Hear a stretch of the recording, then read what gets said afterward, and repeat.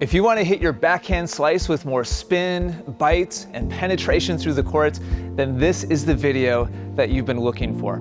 Ira, myself, and Kirby are about to show you step-by-step how to hit the backhand slice that you've always wanted. Plus, at the end of this video, we're gonna have a free gift for you, so make sure to stick around for that.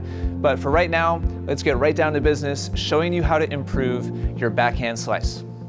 One of the most important fundamental items when it comes to hitting a successful slice is what grip you're using. So today I want to take you through a quick run through of the Continental Grip. So when it comes to hitting slice, holding your racket in the right way is crucial. Now, if we look at the butt cap of our racket on this side plane, the smallest one that we have to work with, facing up is bevel 1. I'm going to address lefties first. Bevel 2 is going counterclockwise just to the left. This is where I want the index knuckle of your left hand to be placed.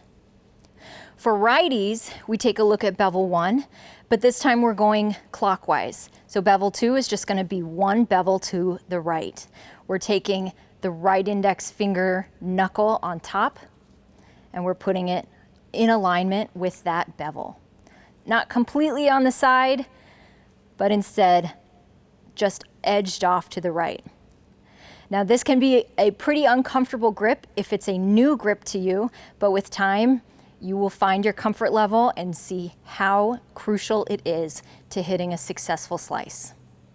Continental Grip is ideally used for serves, overheads, volleys, and of course, your slice ground strokes. Ultimately, the reason that the Continental Grip is so important is because it allows you to present the angle of the racket face in the right direction, which Ira's gonna talk to you more about right now.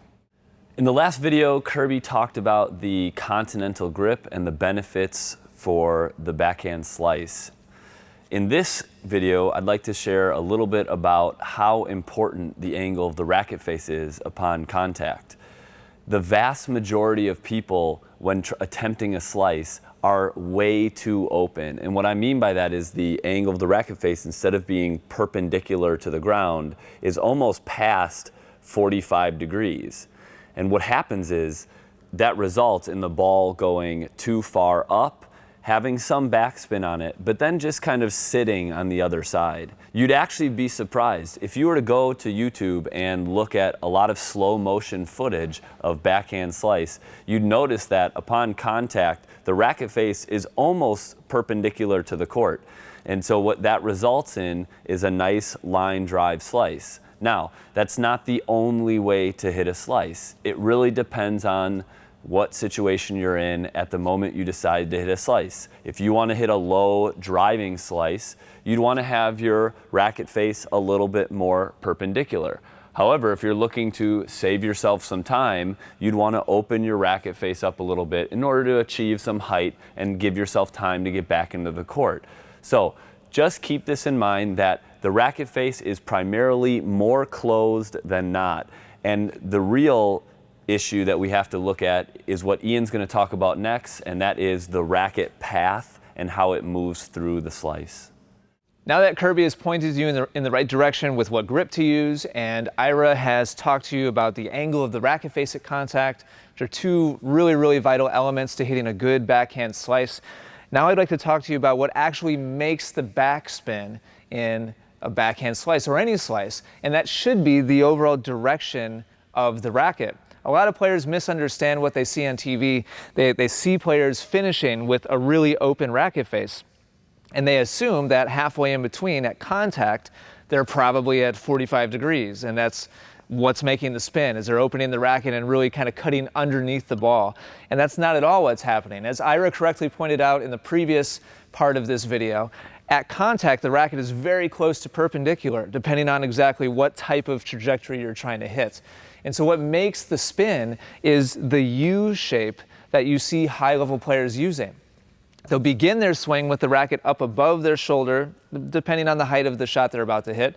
But if they're making contact around waist height in their strike zone. They'll start typically up above their shoulder, come down to contact, through contact, and then back up again to finish at shoulder height. So what I'd like for you to practice at home the next time you go out onto a court with a basket of balls or with a ball machine is simply executing a U shape with your racket, and you should be finishing with the racket up above shoulder height, the racket face open, and the tip of your racket pointing out towards your target. If you execute that smoothly and in a flowing manner throughout the swing, you have a continental grip and you have the right angle of racket face at contact, all of those things will combine to give you the type of slice that you're looking for. One that carries through the court, one that has a lot of spin, but without popping up and floating and being an easy ball for your opponents to attack. The tips that you just saw will absolutely get you well on your way to hitting the best backhand slices that you've ever hit before. But if you're serious about really reaching your full potential with the backhand slice, then we have some special bonus coaching for you. If you click the link in the description right down below, you'll be taken to a page where you can let us know where to send a completely free bonus coaching video with one of our most powerful backhand slice lessons of all time. Plus, in addition to that video, you'll also get a PDF download that will show you step-by-step exactly what to do at your next practice session so that you can start implementing and executing everything that we've taught you about the backhand slice and really start building your slice into the reliable, effective shot that you've always wanted. This video is not on YouTube. We've set it aside for our viewers who are really the most serious about improvement. So if that's you, click the link down below. Let us know where to send those free resources and you'll have them in just a couple seconds. If you enjoyed this video, do me a favor and click like, leave any comments that you might have down below, and also be sure to subscribe to our YouTube channel so you don't miss out on all of the upcoming tutorials and lessons that we have coming out very soon. Until then, thanks for watching, take care, and good luck with your tennis.